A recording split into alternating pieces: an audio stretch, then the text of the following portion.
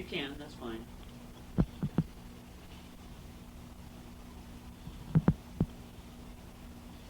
Hi, my name is Peter Nia. I was born in Crockett, California on May 21st, 1926. I lived there till I was 13 years old, and we moved to Richmond, California, where I went to Richmond Union High School.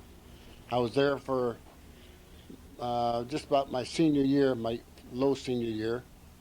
I got antsy-pantsy and quit and joined the Marine Corps. I wanted to be a hero. I joined the Marine Corps May 15th. Left Richmond to go to boot camp in San Diego, California. I was there for the month of July. 8 weeks of basic training. Came back home on a 10-day furlough. Stayed home for 10 days. Went back to San Diego. Got transferred to Oceanside, Camp Pendleton. Did some more basic training for about 2-3 months. From there we went overseas, landed in Hilo, Hawaii, joined the 5th Marine Division, and from there we did some more basic training, loaded ship. Didn't know it at the time, but we was headed for combat. We left Hilo, Hawaii, around 1st December, I believe it was. When it was on board ship on a troop transport for about a month. It was on the USS Dickens, APA 161, and we went to Saipan and found out our mission was the island of Iwo Jima. So we landed there February 19th, 1945. We was there for 33 days, which I don't even want to talk about. So from then on, after the battle was over, we came back to Hilo, Hawaii to regroup, get a replacement for the men we had lost, and there we trained for the battle, the future coming of the Battle of Japan. As we all know, the war ended by the dropping of the atomic bomb on Nagasaki and Hiroshima. During the war, I collected some trophies. One is a rifle, and one is a samurai sword. It's not a real good one, but only the officers had control of the samurai swords. My grandson said, oh, they all want that, so when I'm gone, they can fight over it. Is that it?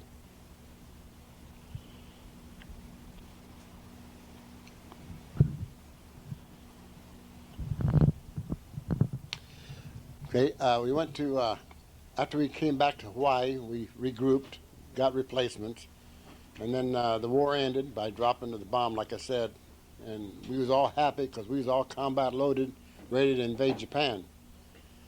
We boarded ship again and headed for Japan. We were the first troops there because we was all ready to invade Japan, so we was the first troops there, and it was, when I landed in Japan, it was sure devastated what the American bombers had done to that island. They just bombed it completely.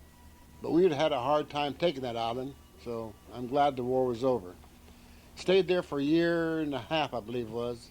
Finally, I got my orders to go back home, got aboard ship, headed back to San Diego, 15 days, landed in San Diego, stayed at Camp Pendleton for 10 days, got discharged, came back home to Richmond, California. I'm sure glad I got back home. Roamed around there for a while until I met my future wife, Jenny Pinarelli. She worked in her dad's restaurant called the Old Sugar Bowl. We started going around. I proposed to her and she turned me down. After she turned me down, she went out in San Francisco with her sister and bought her wedding dress, her shoes, and told me that she had bought all that stuff. And I asked her, why, are you going to get married? She says, yeah. I said, who's the lucky guy? She says, you. So she turned me down, and yet she went out and bought all her stuff to get married. Not knowing that maybe I changed my mind, but I didn't. Anyway, we got married, and we was married for about 2 years, and finally our first son came along, Tom Ania. Then we had another son. He was called Stephen. He was born mentally retarded. He's in a hospital. And then we had Robert, and then we had a daughter named Tony. And they're all married, and they have grandkids. I got 9 to this day.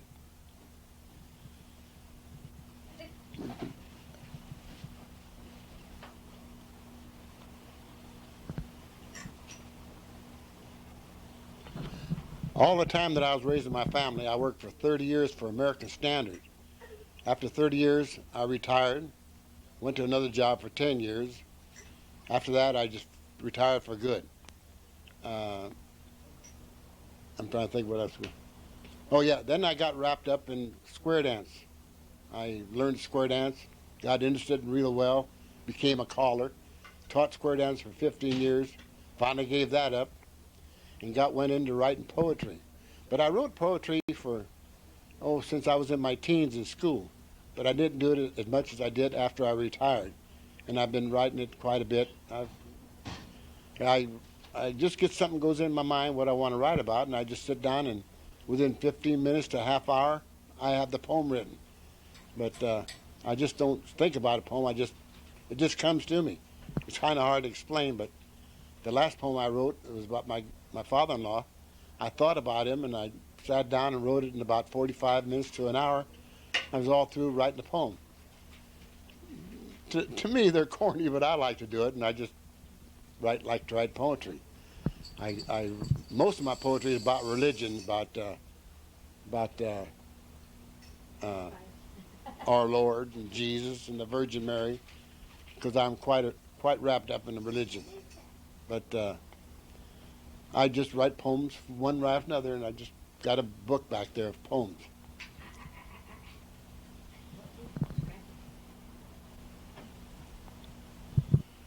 I can put that on, but I can't afford. Jay? I can't think.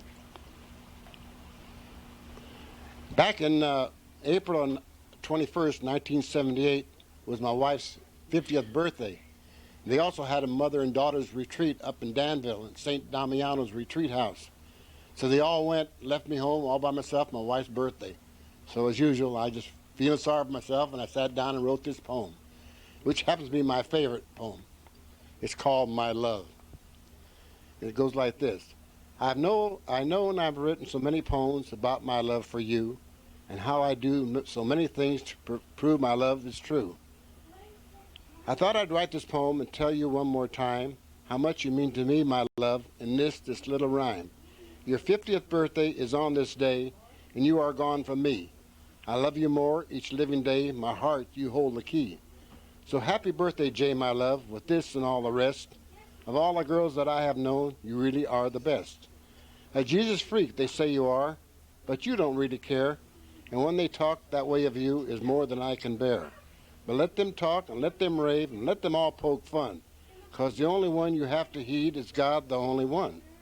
So when we die and leave this earth and go to paradise, we'll be together, you and I. Now won't that be so nice? But if by chance you go below, I'll tell you what I'll do.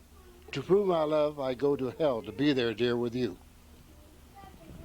I wrote that poem on her 50th birthday, and I wrote better poems, but this is my favorite because it tells me how I feel about my wife. I have an album here of all my poems I've wrote through the years. There is other poems, but I've lost them, but I'm keeping them all in track, and I hope to have them all done to show my grandkids when I pass on.